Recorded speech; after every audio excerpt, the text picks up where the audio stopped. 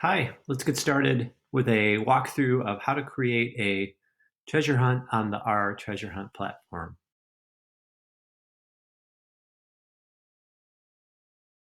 From the main website here, let's go up and click on Your Hunts. Okay, now you're on the create.rtreasurehunt.com part of the site. The first thing, if you're not logged in, you'll have to log in. Also, if you don't have an account, you can create an account from here. And boom, you're on the basically your hunts homepage. So these are my hunts. It lists all the games I'm playing or completed, the ones I played in the app. Plus, would show me all of my hunts that I've authored. As I can see, I haven't authored any yet. There's this big button here to create a hunt. And then down here at the bottom, there's some sample hunts that I can use to look at other hunts and to get an idea for what goes into a hunt. If I click on uh, the Yellowstone sample hunt, for example, it opens up this page that shows all the details of the hunt, when it was created, the author, all the things that go into, all the things that the author of this hunt put in here, including all the clues. Normally from this page, you can also edit all these things. So if this is your hunt, this is really handy. This is really the main page where you edit and finish off your hunt. But since this is not my hunt, it's just a sample, I can't edit it. Okay, back to the main page. Okay, so creating a new hunt. One question is whether to create it at a desk, on a desktop or a laptop with a nice keyboard in a browser, or whether to create the hunt in the app or on your phone, on your device. So you can do it either way. I'm sitting here at a laptop at a desk, and that's really easy for me to type up clues and edit the stuff and think about it and take my time. But it's also very nice to create a hunt when you're out in the field, when you're out on location and you're looking around and you're figuring out what your clues will be and what the text and pictures and what everything's going to be. So I guess the best, whatever works for you is great. I would say a good idea might be to start creating a hunt on your phone. Don't get too caught up in writing text or manipulating the map locations on your phone. Just kind of make a rough draft of what you want and then go back and when you're sitting at a desk, edit everything all nice later on. To get started from the app, click on the Create Hunt button in the lower left of both the iPhone main screen and the Android main screen, like so.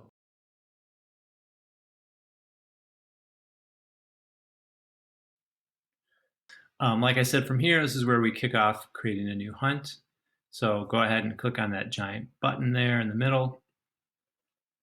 And we are now on the treasure hunt wizard. So this is going to be, looks like this is going to be basically 4 pages here, 4 steps. Step 1, title and type.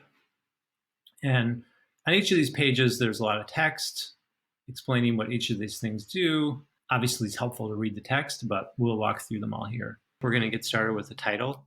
So the title is what's going to appear front and center in the app when a person is looking at your hunt or looking at the list of hunts.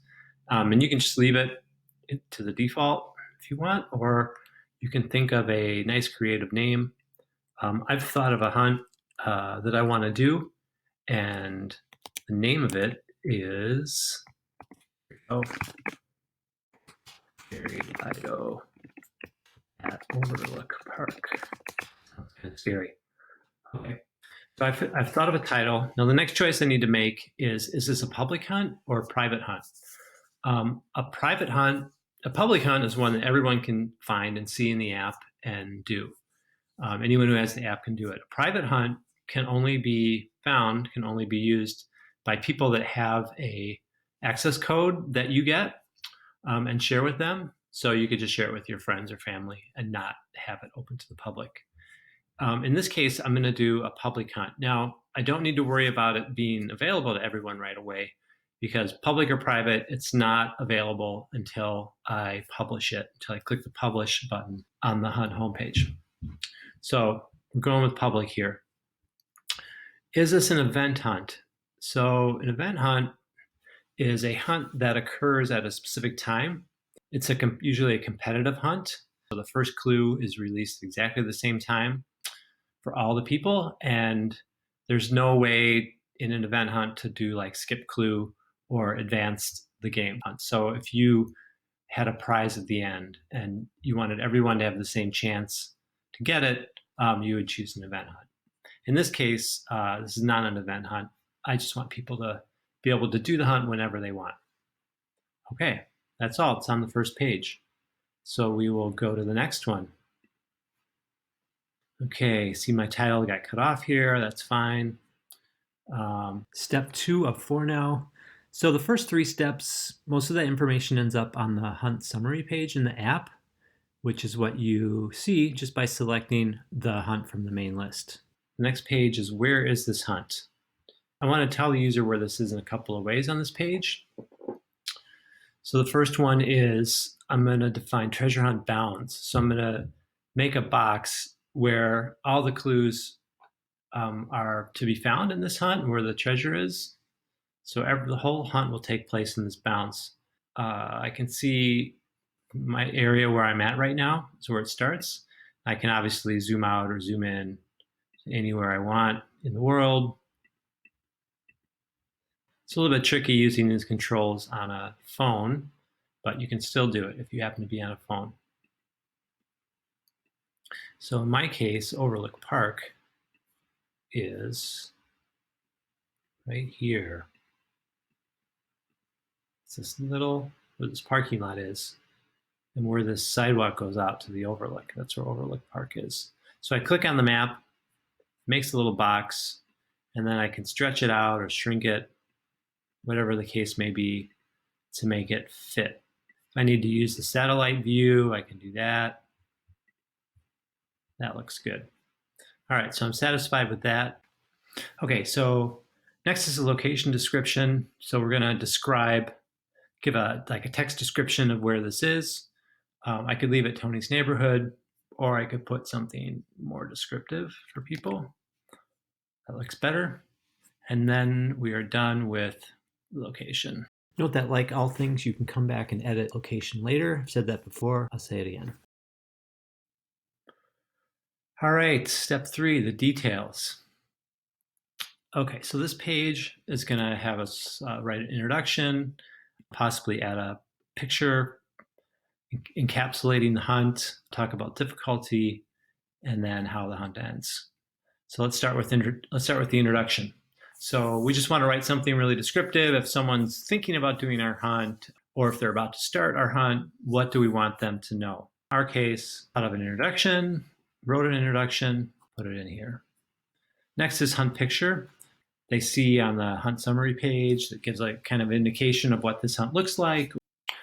Yeah, so I have found a picture I want to use for this hunt. It's a picture from this park area. So let's see, choose image.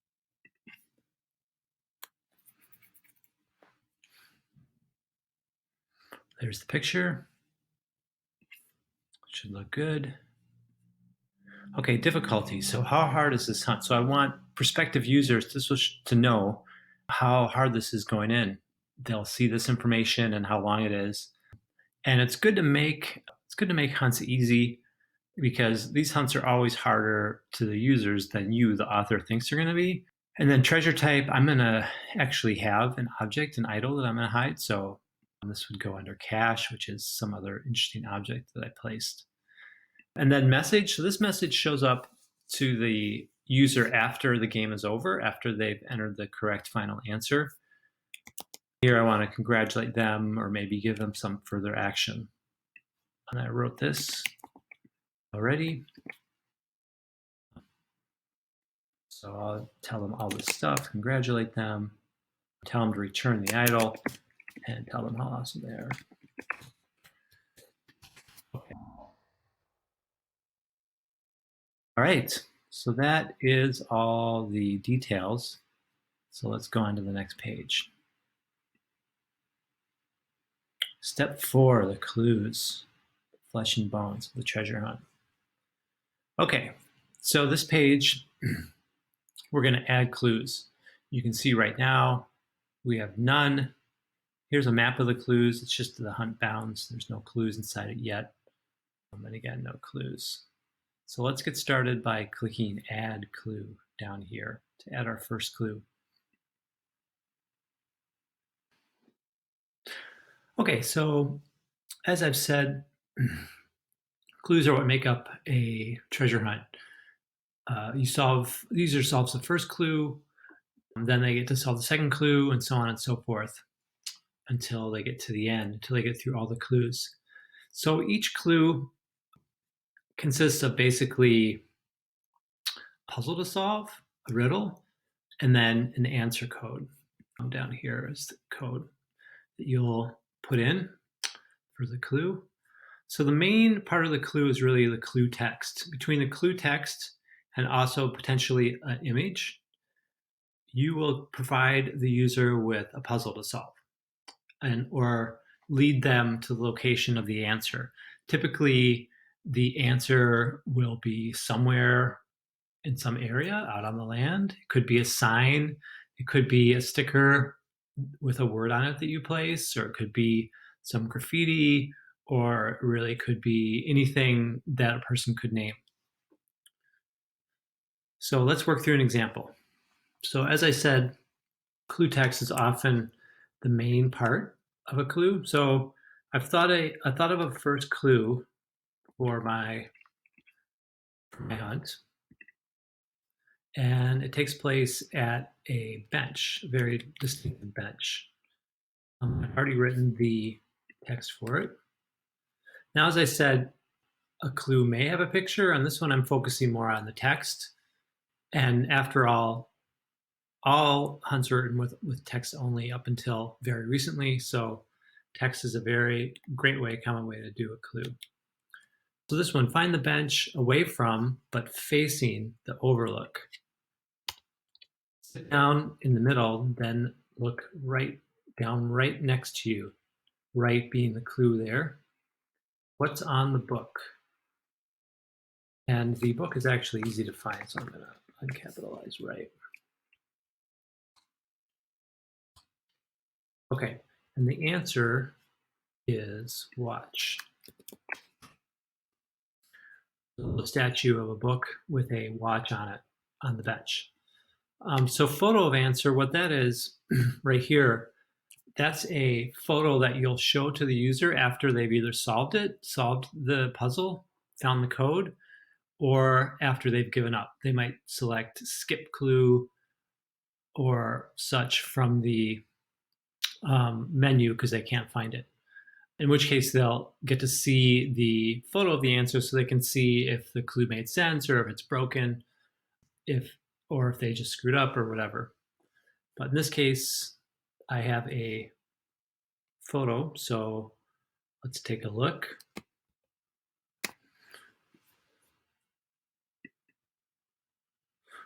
So that's the photo they'll see after they get through the clue one way or the other.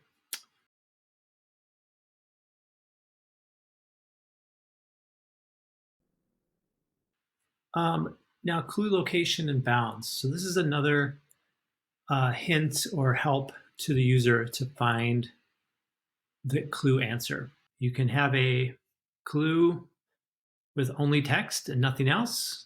You don't even really need an answer. Your answer could be blank or anything else. But clue location and bounds, I want to recommend that you do have it to make the clues, all the clues in the whole hunt fully complete. So clue location is like a lat line. You mark the exact location where the clue is located, and that will be used when in a couple places. One, the user can select to take a hint to show them the exact location of the answer if they can't find it. And secondly, it'll be shown after they find it where it was. So to mark the square here is the hunt bounds that we defined earlier. But to mark the location, exact location. I need to find that bench. So what I did there was I just expanded the map to full screen. I can also use satellite mode if I want, and zoom in on that. And I believe I can see our bench right there. Perhaps there's people sitting on it. So to set the location, the first time I click on the map, that will set that location. That pin right there is a location. And this box around it is the bounds for the clue, which I can now move around and reshape how I want to shape. So let me zoom back out. So what the clue bounds does is that's like another hint to the user. They'll see that they can look at the map when they're trying to solve the clue and look at the bounds. A lot of times the bounds will really narrow the focus area where they should be looking. So it's a good way to get your user, your player, close to where the clue is. In this case, I don't know, let's say the bounds is this. That's fine. Okay, and that's it for bounds and location. I didn't choose to have an image for this one, and an image is not needed for sure to solve it.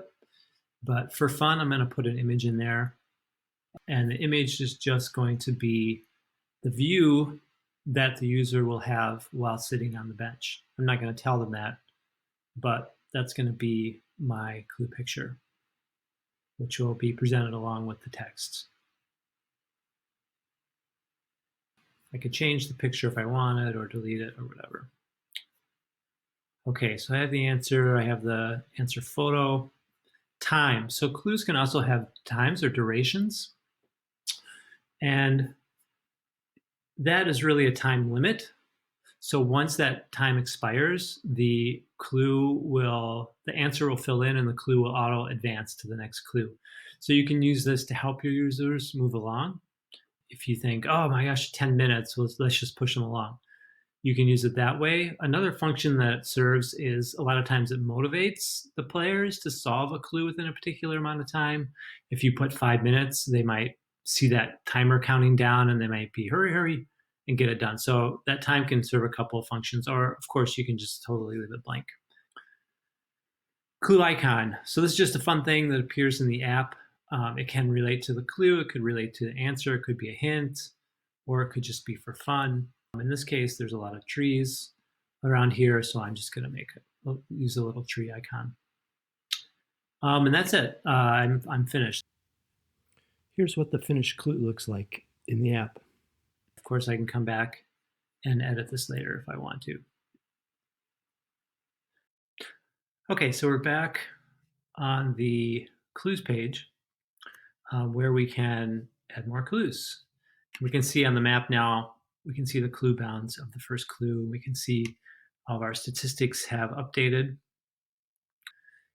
And let's add another clue. So for the second clue, I want to make it more image-based. And I've drawn up a little treasure map that I'm going to have the user use to solve this second clue. Upload that quick. So it's a really simple thing. I drew it, so it's not very good. But this is an X marks the spot clue. So for the text of this is a map to the clue location, and X marks the spot. Okay, so that's most of the clue. In this case, let's see if we can use the satellite to find my tree. There, this big tree here is the tree in my map, and the rock is under it and just towards the south. So it's off the sidewalk, so it's right there, really.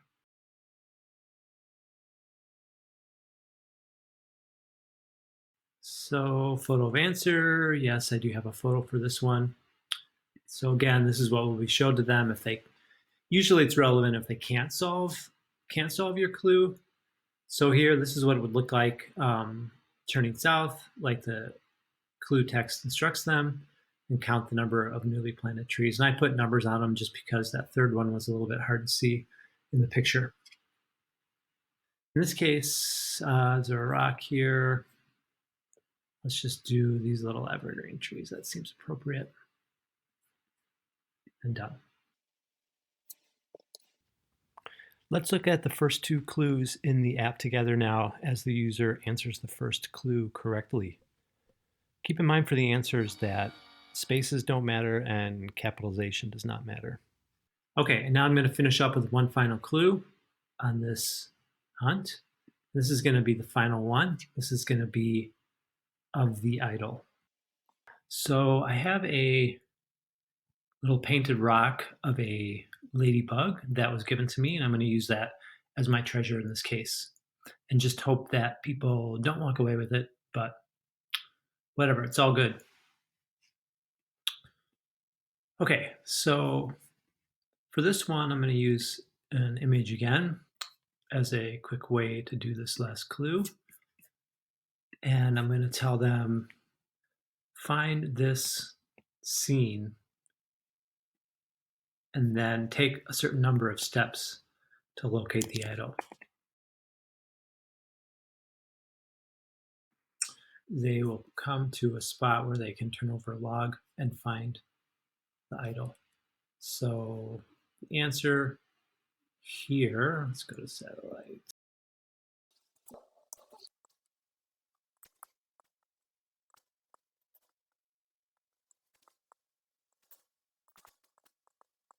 Okay, so I got the clue location. The answer will be ladybug. And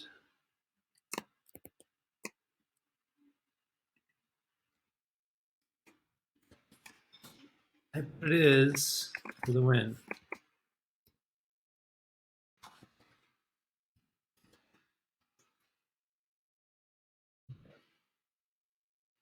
And then I will put in my image for the answer. So I've hidden it under a couple of logs.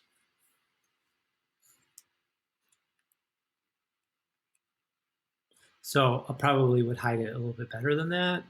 So it wasn't so easy to find, but I just wanted to make these two logs obvious because that's where it is. And then that the ladybug was there. No time limit. Let's put treasure for the end. Okay. Finish. Okay, so we've written our 3 clues. Looks good. They all have, you can see that they all have locations and icons and pictures. So we're all good. So let's click finish. Now the hunt has been saved before now, but let's click finish and signal that we're done. So this takes us back to that main hunt detail page that I mentioned earlier. So yeah, so you can also reach this page from your home page. You can see now I have something showing up here under authored public hunts. Its title is gray because it hasn't been published yet. So from there I click and go into the hunt detail page that we were just looking at. So now, since this is our hunt, we can edit everything. I can edit all the details if I want. Let's cancel out of there. I could change it to a private if I wanted. I can change everything here, and this shows the introduction, hunt ending, and all the clues like what we were looking at before. And you can go into any of these individual clues and edit them as much as you want. You can also change the order of the clues, move the arrows using these arrows. So no need to worry about getting the order exactly right when you first write them. I'm going to go ahead and edit the hunt ending since it's turned out to not be such a hard hunt. Let's say it like this. I also really want to make sure they put that idol back. Congratulations, that wasn't so hard.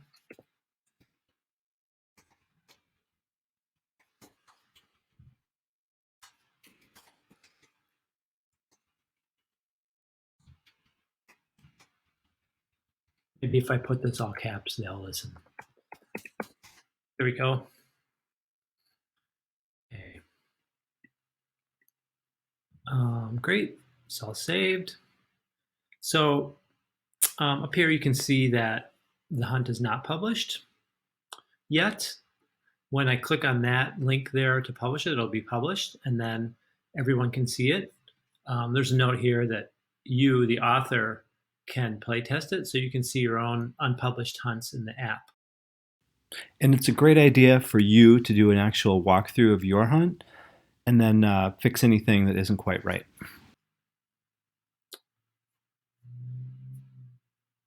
And okay. And that is how you create a game on the R Treasure Hunt platform. I hope now you can and do create an awesome and fun treasure hunt. Thanks.